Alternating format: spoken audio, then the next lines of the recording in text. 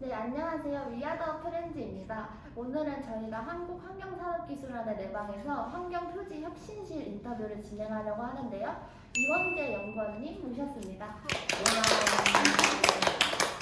안녕하세요. 먼저 간단한 연구원님 소개 부탁드립니다. 안녕하세요. 저는 환경표지 혁신실 이원재 전문 연구원이고요. 그리고 인증기준 관련해서 재개정 업무를 담당하고 있고 지금 현재 5년 차입니다. 연구원님이 계신 환경표지 혁신실은 어떤 업무를 하는 부서인가요?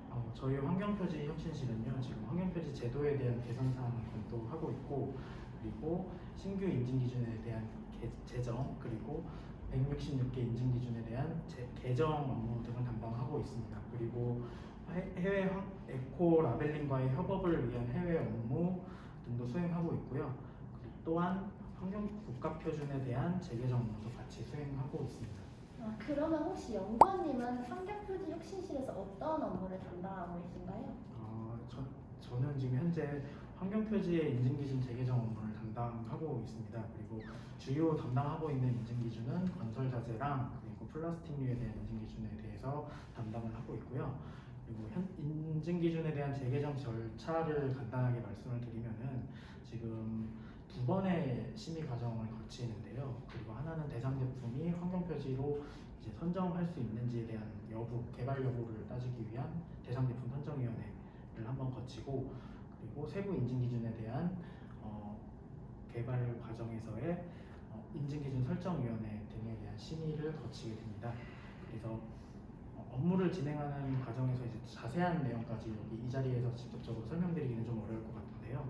대상 제품에 대한 조사를 위해서 기본적인 이제 제품에 대한 제조 과정, 제품에 대한 유형, 그리고 주요 원료부터 시작을 해서 제품군에 대한 시장 현황, 그리고 대상 제품이 개선할 수 있는 환경성, 제품 관련 법령, 해외 사례 등 이런 부분들을 함께 조사를 하는 업무를 담당하고 있습니다. 그러면 환경표지 제도에 대해서 먼저 설명 좀 부탁드려도 될까요?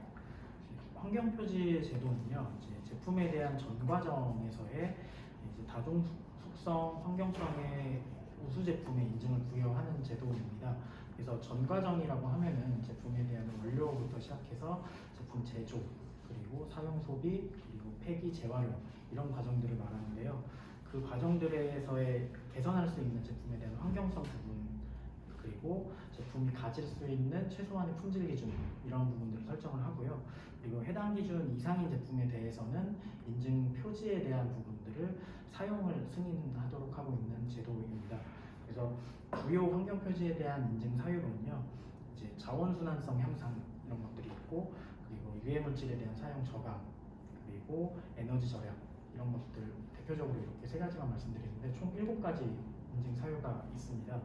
그리고 식품이나 의약품, 의약외품, 그리고 농약, 임산물 등에 대해서는 저희가 환경표지로서 인증기준을 만들 수 없도록 지금 규정되어 있고요. 그래서 그 외의 모든 제품이나 서비스 관련해서는 환경표지 대상 제품으로서는 선정 가능하도록 되어 있습니다. 그리고 환경표지 혁신실에서 우리나라 해외 환경표지 제도를 표준화하는 사업을 하고 있다고 알고 있는데 혹시 우리나라와 해외 환경표지 제도 사이에 공통점이랑 차이점 등이 있을까요? 현재 이제 해외 환경 라벨링 같은 경우에는 1979년에 이제 독일에서 처음으로 도입이 되었고요. 그 이후로 이제 EU 그리고 뭐 북유럽, 중국, 일본 등이 각 해외 국가들이 이제 참여를 하게 돼서 이제 시행 중에 있습니다. 그래서 공통점으로는 이제 지속 가능한 소비 생산에 대한 구현을 위해서 이제 제품에 대한 환경 개선을 성취하고자 한다는 점은 같은 목표를 지향하고 있고요. 다만 이제 우리나라 같은 경우에는 1992년에 이제 환경표지 제도가 처음으로 도입이 되었고, 이제 현재로서는 166개 제품군, 이제 대상 제품군을 인증 기준으로 운영을 하고 있어요. 그래서 지금 아까 여쭤보신 것처럼 이제 현재 10개 해외 국가들과 이제 상호 인정 협정 MRA를 체결을 해서 지금 진행을 하고 있는 상태고요. 지금 해마다 한 줌을 공통 기준을 개발을 하기 위해 노력 등을 하고 있습니다. 그래서 다만 이제 환경표지 같은 경우에는 환경부에서 주도를 하고 있어서 법정 인증 제도이고 공공구매랑도 많이 연결이 되어 있어서 해외 국가의 그 인증 제품군보다는 이제 더 많은 인증 제품들이 있는 편입니다. 그리고 해외 인증 기준과 좀 차이를 말씀드린다면은 이제 동일 제품군일지라도 이제 해외 국가가 별로 각 국가에서 중요시하는 그 환경성이 있기 때문에 조금씩 동일한 기준일지라도 제품군마다 조금씩 세부 기준이 상이할 수가 있습니다.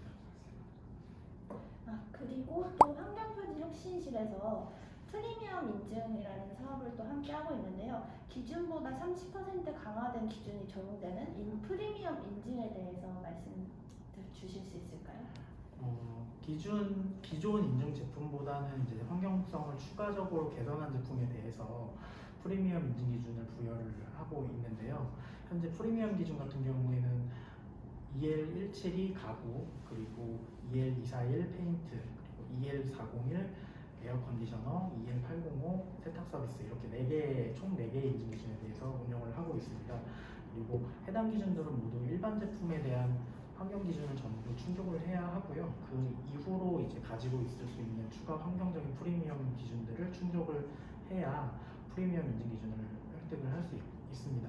그리고 프리미엄 인증이랑 기본 인증이랑 도안에서의 차이점은 동일한 도안인데 아래쪽에 이제 별표 모양으로 프리미엄이라는 글자가 새겨져 있거든요. 그래서 그 정도 차이가 있습니다. 평소에 연구원님이 자주 구매하시거나 이용하는 환경표지 인증 제품이 어떤 것이 있을까요? 저는 이제 주로 주방세제나 세탁세제 같은 것들을 많이 사용을 하고 있고요. 그리고 일상생활에서 쉽게 접할 수 있는 제품군이어서 그리고 주로 많이 사용하는 편입니다. 또한 이제 친환경 소비 생활에 대한 실천을 위해서도 생활용품들을 주로 많이 사용하는 편입니다. 네, 그러면 환경표지 혁신실에서 다양한 일을 하고 있는데 일하면서 가장 보람 있었던 순간 또는 힘들었던 순간이 있을까요? 환경표시 제도는 이제 제품 기반으로 하는 인증 제도여서 인증 제도 중에서 이제 전 과정에서 발생할 수 있는 환경 요소들을 다루고 있는데요. 그래서 하나하나의 인증 기준에 대한 검토된 개정 요소를 바탕으로 해서 인증 기준을 만들어간다는 점, 이게 굉장히 보람 있는 일이었고, 그리고 제가 만든 인증 기준이 최종적으로는 고시가 돼서 시행이 된다는 것, 이런 점들이 굉장히 많이 보람 있었던 일이라고 생각합니다. 그리고 일상생활에서 이제 쉽게 접하는 제품에 대해서도 평소에 알지 못했던 부분들에 대해서 알 수 있었던 것들이 굉장히 매력적인 업무라고 생각합니다. 그럼 마지막 질문 드리겠습니다. 한국환경산업기술원의 연구원을 꿈꾸는 대학생들에게 한마디 부탁드립니다. 한국환경산업기술원에서는 이제 환경표시제도 이외에도 환경산업 지원, 그리고 환경 R&D, 환경보건 등 굉장히 다양한 업무를 수행을 하고 있습니다. 그래서 환경에 대해서 관심이 많고 그리고 다양한 업무를 수행해보고자 하는 대학생분들께서는 많은 지원 부탁드리겠습니다. 그럼 지금까지 환경표지 혁신실 인터뷰였고요. 이원재 연구원님 감사드립니다.